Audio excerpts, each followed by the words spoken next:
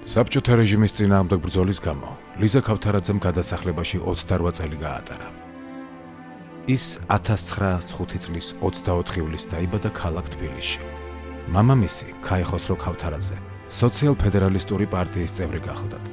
პოლიტიკური მოღვაწეობისთვის რამდენჯერმე იყო რეპრესირებული. ქაიხოსრო ქავთარაძე ილია ჭავჭავაძის დამკრძალავი კომისიის წევრი გახლდათ. ჭავჭავაძის მკვლელობის შემდეგ ილიას სახლი თბილისში და პირადი არქივიც ქაიხოსრო ქავთარაძის ოჯახს გადაეცა. ამ სახლში ელიავას 11 ნომერში გაიზარდა ლიზა ქავთარაძე. საქართველოს სახელმწიფო უნივერსიტეტის იურიდიული ფაკულტეტის სტუდენტი საქართველოს დამოუკიდებლობის დაკარგვას არ შეეგუა და 1921 წლიდან აქტიურად ჩაება ბოლშევიკური რუსეთის წინააღმდეგ ბრძოლაში.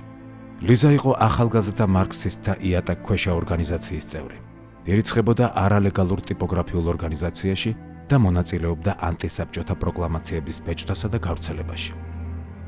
1928 წელს ლიზა ქავთარაძემ ვინმე ვასილ სპირუ გაიცნო. რუმინული წარმოშობის გერმანელი ლიზას გაეცნო როგორც ჟურნალისტი და მისი პიროვნების დეტალურად შესწავლის მიზნით დაუმალა, რომ იყო კომუნისტური პარტიის წევრი. ლიზამ სპირუს მიაწოდა საბჭოთა ხელისუფლების მაკომპრომეტირებელი მასალები დასავლურ პრესაში გამოსაქვეყნებლად.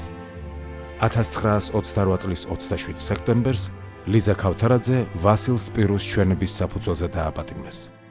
მის წაიყვანეს მეტეხის ციხეში, მაგრამ ლიზის უკვე იმდენი სახელი ქონდა, რომ მთელი ციხე, მეტეხის ციხე შეხვდა მას ქართული გიმნით, დიდებით შეხვდა. და ლიზიკო რო შეიყვანეს საკანში, იმ საკანში ბედის დაუწერელი კანონების თანახმად კედელზე თავისი მამის წარწერა ნახა.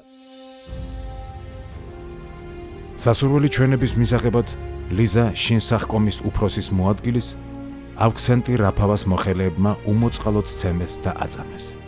მახსოვს რომ დაბალი ტანეს იყო დედაჩემი და გამოვიდა პატარა კარებიდან ხელები გაშალა და მითხრეს გუშინ მაწამეს. ეს მოხდა ჩეკაში და დედაჩემი იცემა თვითონ მისმა მოხელეებმა უფროსწორად როგორც ათეს მუდრუკებმა ესე იგი ქალით ცემეს მათრახით, რომლის ბოლოში იყო რკინის პატარა ბურთულები. აი ესე ცემეს დედაჩემი. იმ ღამეს კვლავ გამომიძახეს. გცემენო შეშფოთდნენ ქალები. შემიყვანეს. მაგიდასთან სკამი შემომთავაზეს. ჩემ წინ შუახნის ჭაღარა შერეული ჩეკისტი იჯდა. მერე შევიტყვე რაფავა იყო. სკამი იქით გადავარდა. მე აქეთ. დამითრიეს მომირივნენ ვაჟკაცები. მაგიდის ირგვლივ თრევათრევით მტვერი მომაწმენდინეს და კაბინეტის შუაგულში, რაც როგორც ჩანს საასპარეზო მოედანი იყო, რაფავას ფეხრთით გაცოფებულნი დამეძგერნენ.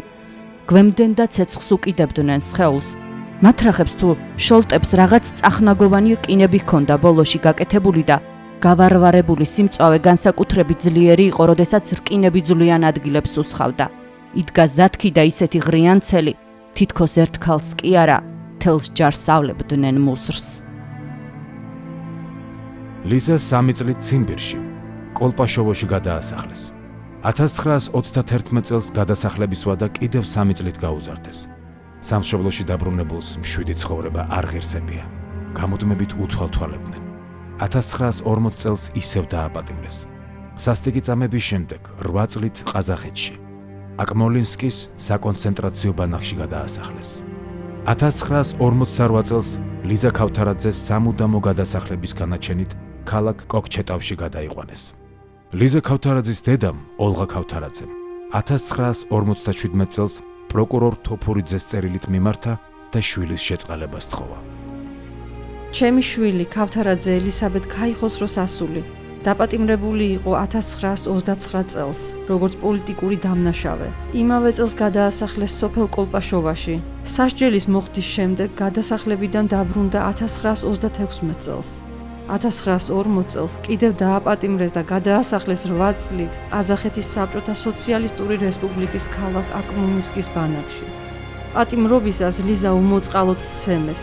თვითონ რაფავამ სცემა. სასჯელის მოხდისას მას მიეცა უფლება რომ იცხოვროს ქალაქ კოქჩატავში, სადაც იმყოფება ამჟამად. გთხოვთ განიხილოთ მისი საქმე და თუ შესაძლებელია მიეცეს უფლება საქართველოში ჩამოსვლის. მე ვარ 84 წლის მოხუცი. შვილი არ მინახავს 14 წელია. საქმე გადაიხედა, მაგრამ გადაწყვეტილება არ შეცვლილა. ლიზას დედის თხოვნა სასამართლომ არ დააკმაყოფილა. თუმცა იმავე წელს ამნისტიის საფუძველზე ლიზა ქავთარაძე მაინც გაათავისუფლეს. 28 წლიანი გადასახლების შემდეგ სამშობლოში დაბრუნდა, მაგრამ დედას ცოცხალს ვეღარ ჩამოუსწრო.